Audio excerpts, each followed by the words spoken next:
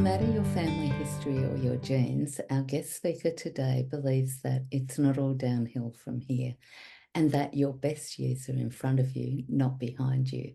Marcus Pearce is a longevity and life design strategist and host of 100 Not Out, Australia's longest running podcast on aging well and longevity. He is the author of the best-selling book, Your Exceptional Life, and each year travels to the small Greek island of Ikaria, known as the island where people forget to die. Marcus has spent the past decade interviewing and researching more than 200 of the world's centenarians, graceful ages, health professionals, and icons of humanity, here today to share his findings on how you can make the rest of your life the best of your life. Would you please welcome Marcus Pearce? Hi, Marcus. How are you, Cait? Thanks for having me. Good, thanks. Thanks for being here. I'm really, really excited about talking with you because we're going to Ikaria together next year. You're one of the wild ones that's coming Yeah, over. that's right. Yes, with a few other people, of course, but I'm so looking Absolutely. forward to it. And we were talking about grief in different cultures, and you Mm. started talking about the Icarian culture in grief, and I want to know all about it. Well, I'm not going to profess to be an expert by any stretch. I think anyone that's Greek Orthodox that has grown up in that belief system, and anyone that I suppose as an Australian, I often say anyone that comes from a culture that's a little bit older than, English convict culture seems to have a better relationship to grief and before that death than many of us in Australia. In Australia, it's very much I don't want to say suck it up, princess. We're more I think we're more understanding than that, but we have a very quick process, and it seems to be very much a get on with it culture. And again, I don't think that it's intentional, and I don't think it's because we don't care, but I think it's because we don't have generations of teaching us how to grieve and how to get comfortable with death. It is one of the great fears of the human condition is the fear of death. Another one, the fear of poverty. Another one, the fear of getting older. But I do think that in my travels to Ikaria each year, I am blown away by the way that they ritualize their grief, and by that, like most things in the blue zones, it is by creating a social ritual. So just regular, I would say just regular catch ups with people, but it sounds so casual. Regular catch ups with people to remember the dead, and that's spaced out at certain periods of time throughout a year. And we don't really have that, do we, Cait? We just go to the funeral and then the wake, and then go to work the next day. If we're lucky, we might check in with the grieving, children or partner or so on. But yeah, Yeah, as I said, I don't yeah, want to blame people. It just feels that because we don't really have a great template for how to do it. yeah. And I don't think people talk enough about it either, because I've just had my brother's father-in-law die, Mm. and it's sort of like the funeral happened, the wake happened, and now it's sort of over for them. And it's just, Yeah. there's no talk of him, and that's like I catch up with them all the time, and it's just like, oh, that's done, he's gone. He was 90, the Yeah. good, yeah, the good innings. So Yeah. Yeah. And there's often that as well. But I also wonder, why is it that as soon as someone is not here, mm, we don't like to bring them up? But a part of you, when you really think about it, isn't it? It's, I don't want to say it's rude, but it doesn't seem right mm, that when someone we love dies, that they don't get mentioned. Yes, they're not at the dining table, but people often don't like to bring them up yeah, because we're worried perhaps about how some people might respond, and that brings up emotion, and could mm, it be tears or other waves of grief? And it is, again, it's an interesting conversation, which again, you're an expert in this space about our relationship to our emotions and our relationship to people, either when they're here or when they're not here. But yeah, I do think cultures that seem to do it really well, as a result, seem to have a better relationship to getting older, because they're at peace with the fact that, getting older does bring you one step closer to death every day, and they're quite happy to talk about it. Yeah, that's right. I know. My dad, I think I've told the story before that my dad had lung cancer and he took 2 years to die, but he didn't want to die before having his wake. So he had the wake Yeah, first. And we the had, living wake. yeah, that's right. Well, it wasn't, when did he die? 1989.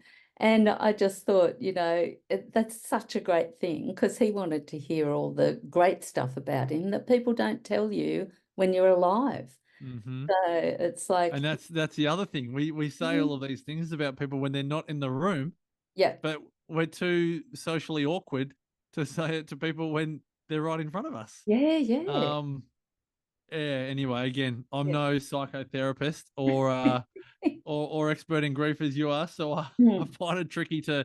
I mean, I like just to talk about my observations, and again, in all of my 10+ years of researching and interviewing centenarians and graceful ages, they are just so much more, I suppose, emotionally available.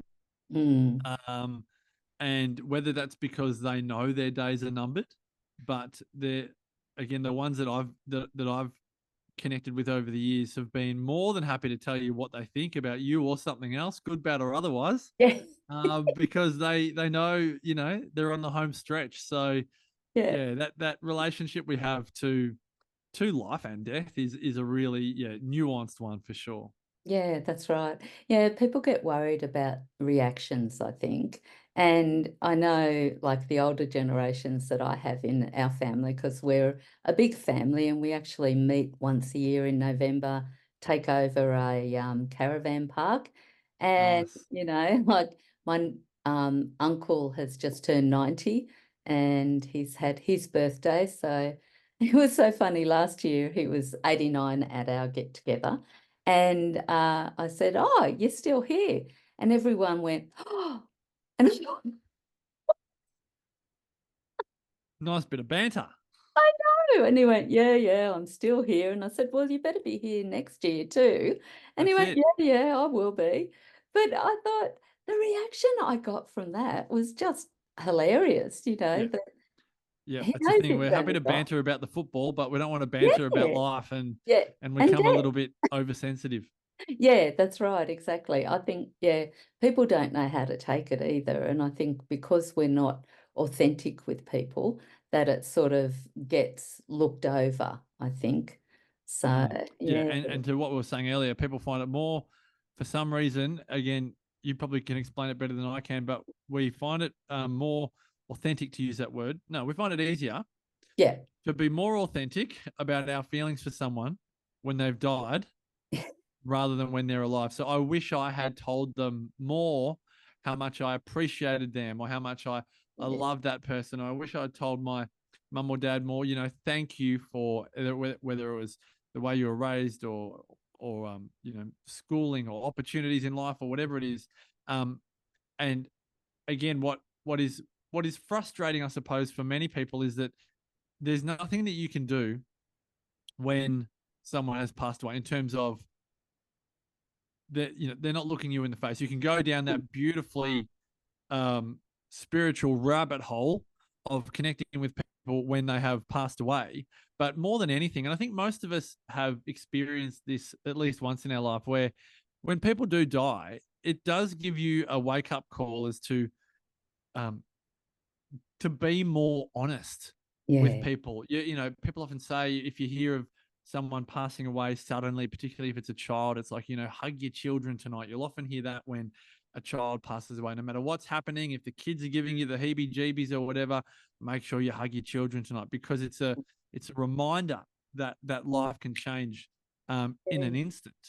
yeah, And life is definitely an art, not a science. But there's no doubt that when we can fully appreciate this and not sweat the small stuff, as the book goes, and it's all small stuff, then we do find it, I believe easy is not the word I'm looking for, but we find we're much more compelled to be honest with people when they're alive, and like lovingly honest in beautiful ways, rather than saving up all the niceties for when they've passed away.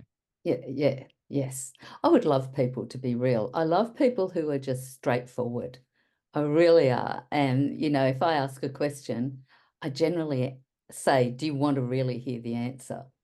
So, it's like, And a lot of people don't.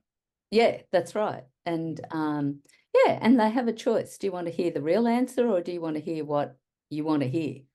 So, yeah, yeah. Yeah. Yeah. I So, mean, yes, again, you see this every day yeah, in your work with clients. yeah, yeah.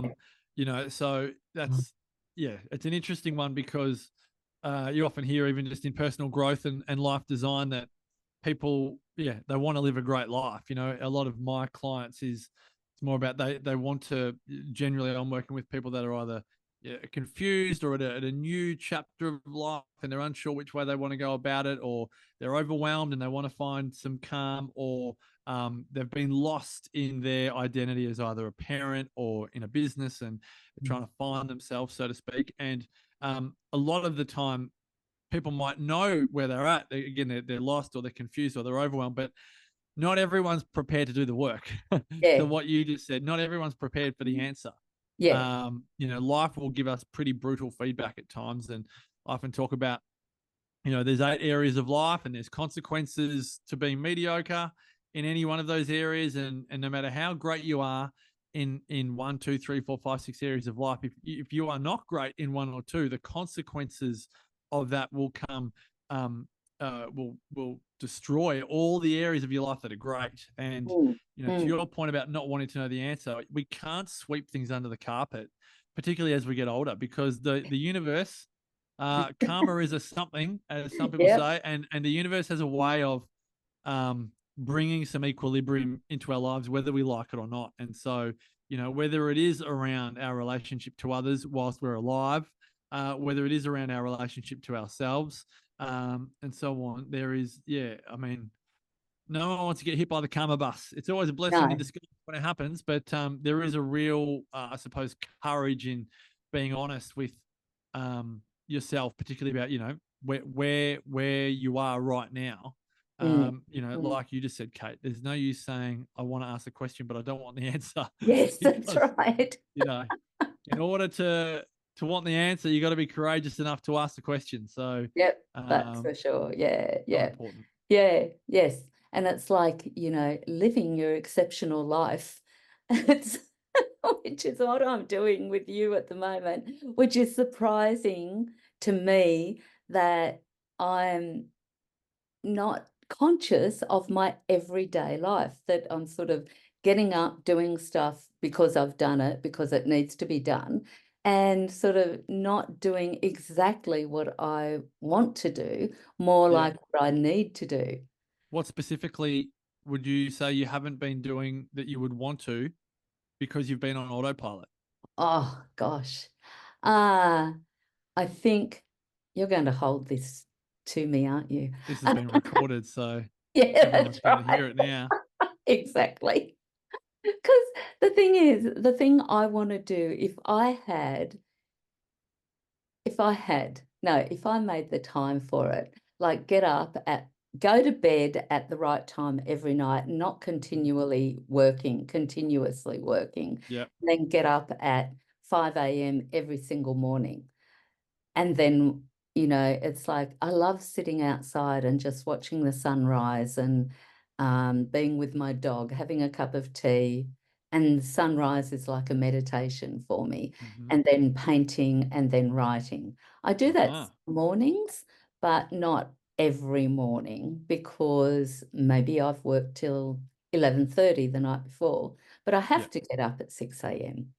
So, yeah, Yeah, and these are, you're saying things, and I'm kind of going into work mode a bit here as I listen to you yeah, talk here, but you're saying things about like every night. I think as I listen, I'm like, well, there's not much flexibility in every night, because yeah, when you do have a night where you're inspired professionally and you want to burn the midnight oil and you've got things on, and you want to do, then then you want to do that. I still, and maybe it's because I've got four children, but I love the school night kind of rhythm. What I kind of realize is I don't get much work done at night at this phase of my life, and I actually don't want to. By the time I've had dinner with the kids and help them, with baths and showers and read stories and help the young ones go to sleep, especially, and then I come out from the young ones, and the older ones either want to play a card game or have a chat about something or whatever, and they're in bed at 8:30, 9 o'clock. I'm like, well, I'm not going to crank up Yeah, now. that's But you've right. passed that phase of your life, right, where Yeah. you now actually have this freedom where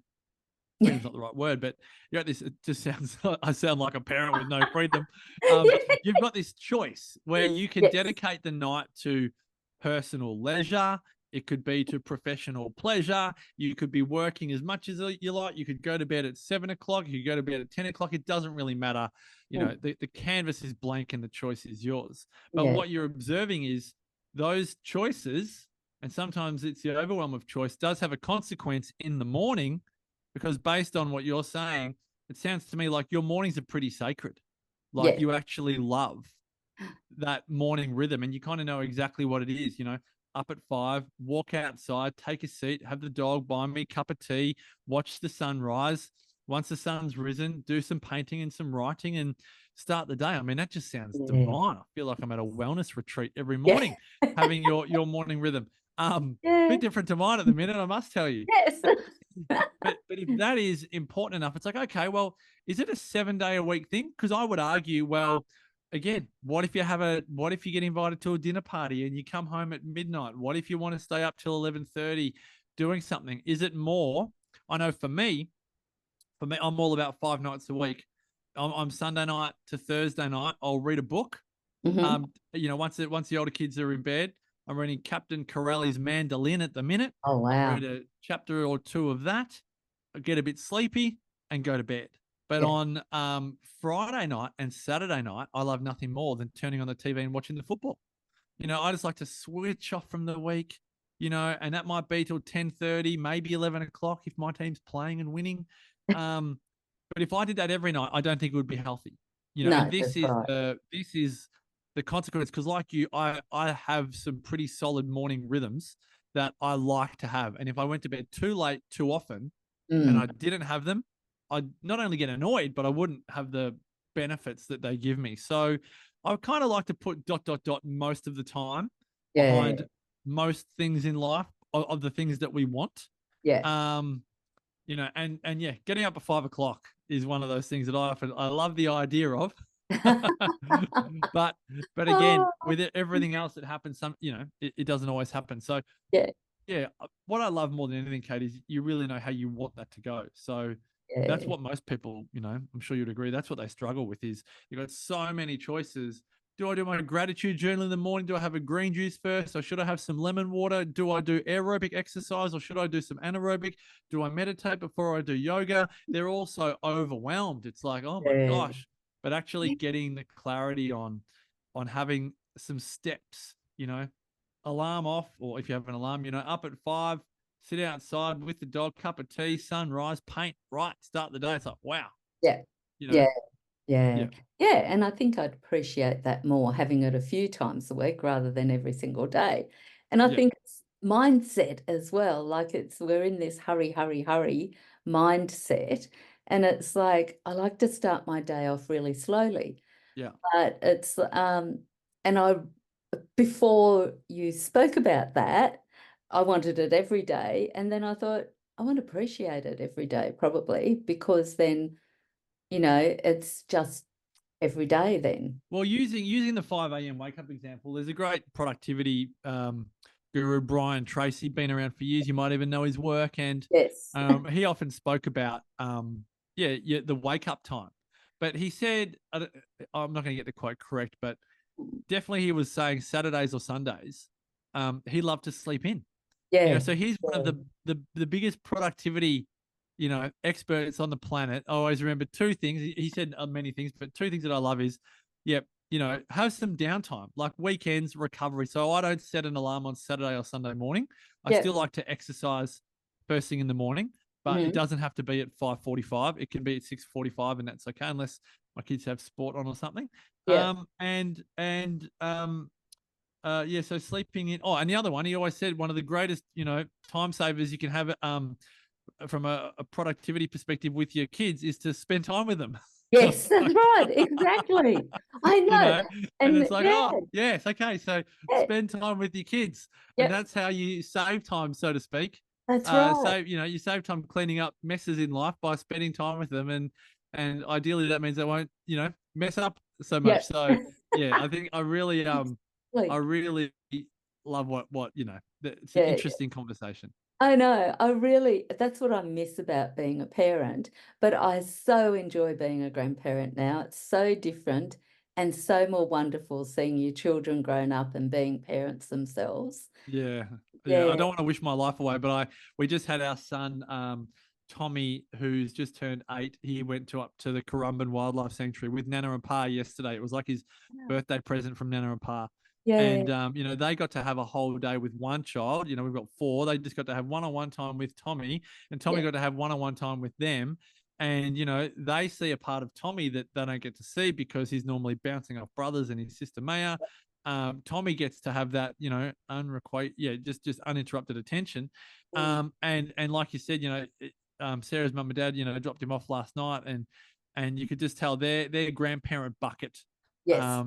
had been filled, and they could also drop him off and go and have a nice peaceful dinner at That's home as right. well. But I think, yeah, I mean, you earn the right to it, your grandparents. You earn the right I to being able to drop them off and do it as know. you please because you've done years and years and years of raising children anyway. Yeah, that's right. Yep. Now tell me, Marcus, do you talk about death at all? Have you spoken about or even got Oh, a I will. will? I'm one of those speakers that will talk about anything, Yeah.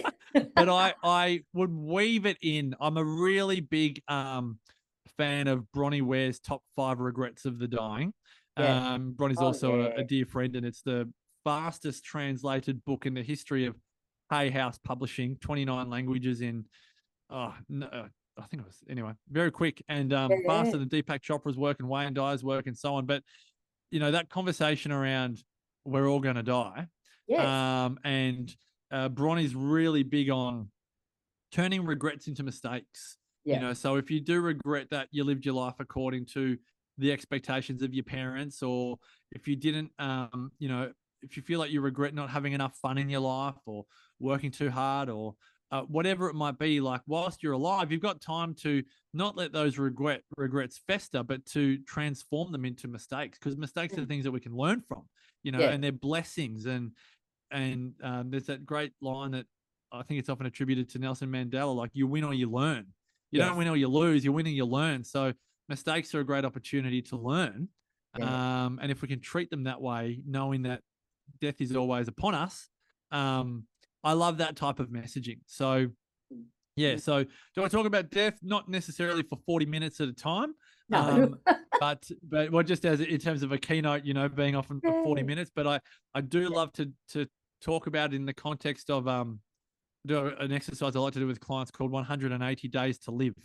Yeah. And I don't think we'll do it in the Exceptional Life Challenge, Cait, but it can because Oh, it can get a bit if people don't know me well or don't know the context well enough. It's like, oh, this is all a bit morbid. But often oh it's no. more about if you knew you were going to get hit by a bus in 180 days, what Yeah. would you do over the next 180 days? Yeah. Yeah. And the answers that people come up with is quite remarkable. So Yeah. Yeah. yeah, Yeah. Yeah. Because it makes such a difference having had death upon you as well. Like in 2022, I got COVID so badly that I almost died and have long COVID as well. And then at the end of the year, beginning of the year was me, the end of the year was my husband, had a massive heart attack. He's still alive. and But so are you. yeah, and Thank so am God. I. Yeah. But I mean, it makes you think differently about, what do I want? What do I really want to do in Mm. life? Because I was still pleasing my mum who died in 2015. Oh Yeah, wow! So 2000. this is you're right on it in terms of regrets into mistakes. You were Yeah, like, right, it's time to live my life, not the life my mum yeah. expected me to live, so to speak. Yeah, that's right. Because it was like, Wow. yeah, you have to be a good girl. You have to, get all the education you can. You have to get those bits of paper. Did all that, and now I have all those bits of paper. Now what? You And want to be a it's bad like, girl. exactly. I even got a tattoo, Marcus. There we go. You rebel, you, Cait. Oh yeah. Oh, I love it. My mum would be turning in a grave. I thought I could feel a rumble somewhere. Your mum is literally turning, going, "Not my daughter. Yeah. Surely not." Yep, exactly. Because I was Oh, a good wow. girl. It's so interesting, and it's really refreshing Yeah. to hear you talk about that so honestly, that, Yeah. you did hold that, I don't know if you would term it a regret, but you could see that you Yeah. were, trying to get your mother's love. Yeah. And it's such a it's such a thing, isn't it? It's so common. Again, you'd have these conversations every day, but I do find it so interesting. I was talking to a client the other day who felt like she was in a phase of her life where, mid 50s, lots of hormone stuff happening, and Mm. there was recommendations from health professionals around. She was going, I think I need to cut down my portion size to, drop some Oh, weight, and yeah. I need to look at some of my, hormone medication. And I was like, yeah, what about having a look at, childhood, relationship to parents, Yeah. trauma? And I could just see the eyes begin to well up. And I said, yeah, because no amount of portion control is going to work through a relationship with Yeah. a parent, a grandparent, where there was trauma. I still find this really interesting because a lot of the time, speaking about death, I haven't had the death experience in my life, either with me. I haven't experienced a lot of death in my life, which is why I think I'm quite really like interviewing war survivors who have seen death, Yeah. felt death, been so close to it. But I also feel like in life there are so many, for want of a better term, mini deaths that we experience. So in order to give birth to a child, it is the death of the pregnancy. In Yeah. order to leave home, it's the death of living at home. Often in childhood trauma, there's like the death of innocence for a lot Mm. of people, and that becomes a really heavy burden because a child that is essentially lives their life innocently is then guarded, and that creates a whole different cascade. And so, whether it's the death of a marriage, deaths of relationships, death of certain, often it's relationship based, or people, death of a business, and so on. you know it's not just the human, you know death, the birth date and the death date. It's actually the relationship, the the relationship to things ending Yes. is something that a lot of people, or transforming, changing shape, is something that a lot of people struggle with. In the amount of times I've helped people, as it's sad, but the amount of times I've helped people, um, not decide to end a marriage because that's always their decision, but the Mm. logistics of how to do it. Do you tell them in the flesh? Do you write a letter? Do you have to collect your belongings and leave the house, particularly if there's a risk of physical violence? Do you have to have people by your side, and who's in your support network, and so on and so forth? Because they are all of the things, whether we're talking about the death of a relationship or the death of a life, like there is a logistical overwhelm that it's obvious why people don't want to talk about it because Yes. they Yeah. know that when it comes, there's so much to deal with. Yeah. And, so in that 180 days exercise I spoke about earlier, when I really drill down on people's honesty, they go, oh my gosh, I actually have to come to terms with signing the life insurance documentation that the financial planner has, been telling me to sign for months. And we've got to co-sign it, my husband and I. And it's like, Mhm. yeah, the logistics of death. Yeah. And again, not just life death, marriage death, business death, anything that revolves, that includes a transformation of energy of some kind. For Mm. whatever reason, the human condition finds that very difficult Yeah. to process a lot of the time. Yeah. We don't like bad things Change. happening to us. We don't Yeah. like And change. change. Yeah. Yeah. Yeah. Yes.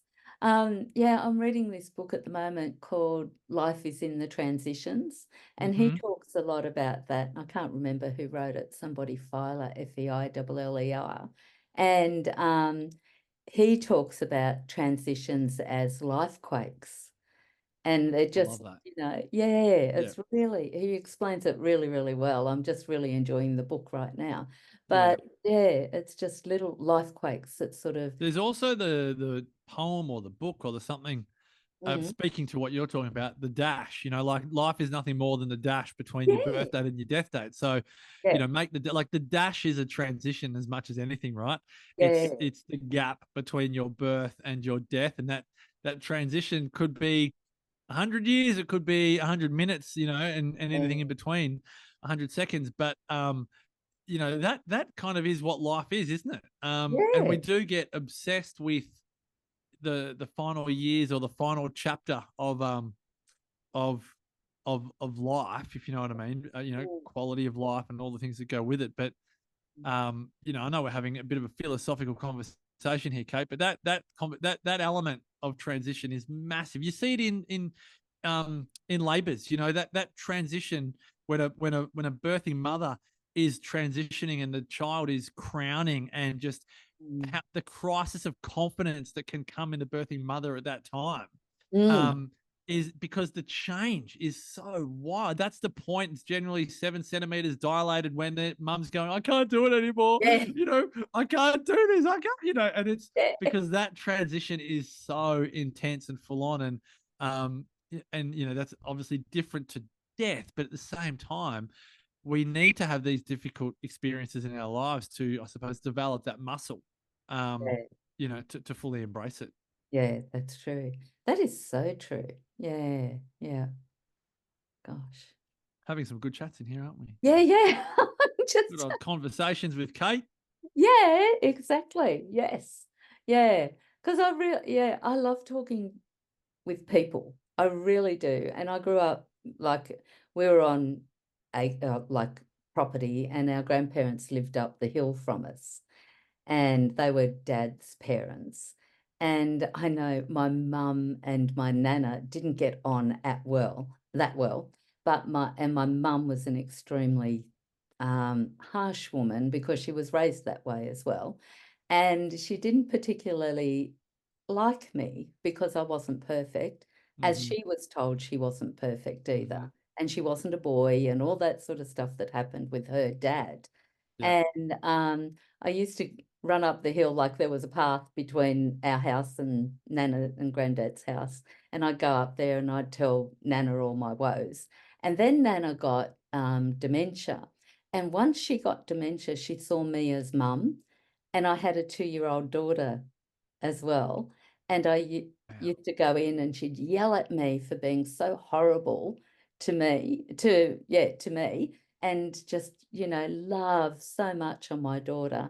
And I just thought, Oh, wow. I feel that, it's just, Wow. to have that beautiful embracing of my pain that, that another generation has given. And, Mm. our family was always, we've always had contact with all generations who are alive. So it's just, I really love that. And that's why I'm looking forward to Ikaria next year, because that is all about that and they're all related.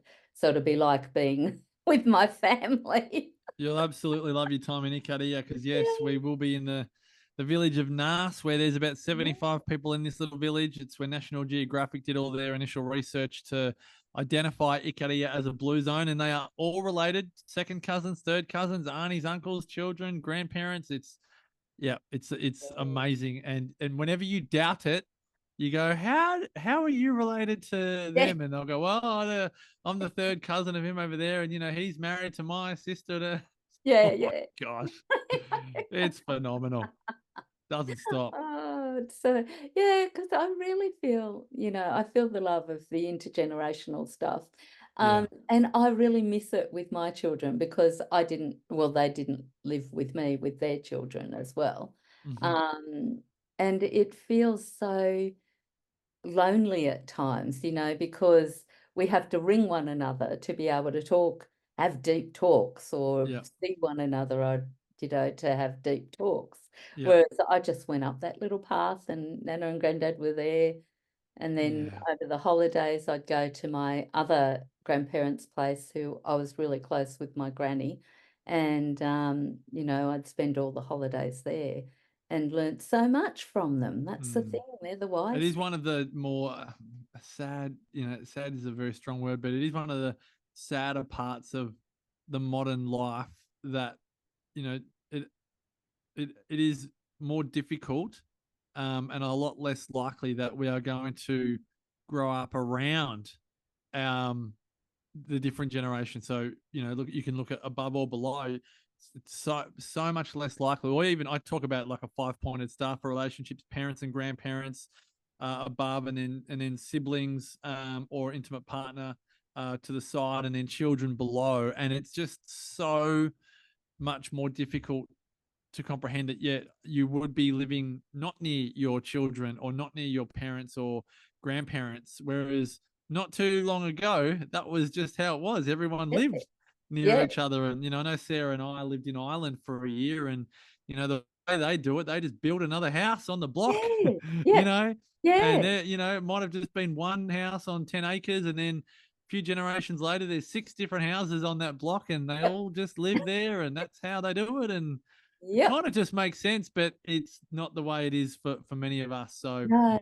And it that's is, where my family's from Ireland. So, yeah, and that's just how they did yeah, it, isn't it? And how yeah, many of that's them still right. do it today. Yeah, yeah, I love it. I love going back there as well. Yeah, It feels beautiful like part of the home. world. Whereabouts Yeah. in Ireland is your family? All around County Cork. Yeah, right. We lived Uh, in Donegal town, which is oh, just up on the nice. northwest. Did Yeah, did go down to Cork, but I remember it was a long drive to get yeah. down to Cork. Do you know Long what? When drive. I drive around Ireland, it doesn't feel long for me at all. It's No, really no. weird. I got lost. Well, I can't remember where we were. We were up close to the northern border, and I was supposed to go down to Shannon Airport, Hmm. and somehow I ended up in the north, and it's so different. So different, isn't it? And I'd driven a couple of hours, Yeah, and it was like, yeah. just didn't I know. feel, It's yeah, phenomenal. No, yeah, love Ireland. Love it. yeah, yeah, yeah. So, yes, we've come around a long way talking about death and life and all the in-betweens as well. Um, Absolutely. yeah, did you want to, like, is there any more space left for Ikaria or anything going? For bringing people Well, along. yeah, Yeah, yeah. If people are yeah, listening to this, yeah, we've only just started letting people know that our 2025 trips are on. So we're in Ikaria August 22 to 31, yeah. which Cait will be with us. And Yes, then I'll be we're in there. Sardinia September 2 to 11. So we just have a little stop in Athens in between Ikaria and Sardinia, and then we go over to the Italian Blue Zone after that. So yes, people can join us in one or both of those locations, Cait, and we are all the details are at 100notout.com, 100notout.com. I love that. And your podcast as well, you have, That's which it. is Same name, amazing. 100 Not Out, Mastering the Art of Aging Well. So it's, Yeah. yeah, I think we're 11, almost 12 years young. Oh, wow. Yeah. So it's amazing to think that Yeah. we've Yeah. been going for so long. Yeah. And see, I love like I have been interested in for so long in longevity because my grandparents actually lived till old. Like my Mm, granddad only died, like he died at 98, but he fell down the front stairs, broke his leg, and then was flat on his back in 1975, flat on his back, and got pneumonia and died in hospital because that's what they did back then. So mm, he probably would have lived longer.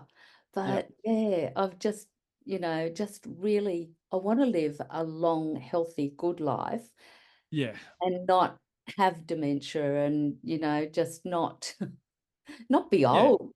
Well, That's you want the quality. Well, we're all going to get old, but you want the yeah, quality in the oldness, right? You want to be yes, an elder yeah, that is cognizant, that is socially aware. You've got your vitality, you've got your independence, you've got all of the things that you associate with just living a great life, yeah. regardless of what age you are and how many candles are on the birthday cake. Yeah. And that's how the people that live the greatest, longest life see it. They don't think about their age. Like often they go, look, I just think Mm. like I'm 21. I don't Yeah. really go, oh, come on, Marcus, you're Well, 81. no, I'm 23. I There you always go. have been. Yeah. Yeah, yeah. So it's interesting how we think like that. And often, and photos are good because you often look and go, do I feel like, yeah, do I think if you look back at your teenage years and, I still feel young in the mind. Yeah. Sadly, there's a pretty poor message around getting older in, the mainstream media and pop culture where people are in their 20s scared of turning 30 and in their 30s scared of turning 40 and Mm. people are over the hill at 50 and all of this. That's all baloney. That's just all a Yeah. lie. And again, it's all perception. And I think one of the biggest areas of improvement we have, particularly in Australia, is just improving our relationship to getting older. Yes. Longevity is not just some random thing. It's a wave of not just interest, but of reality. People are Mm. getting older.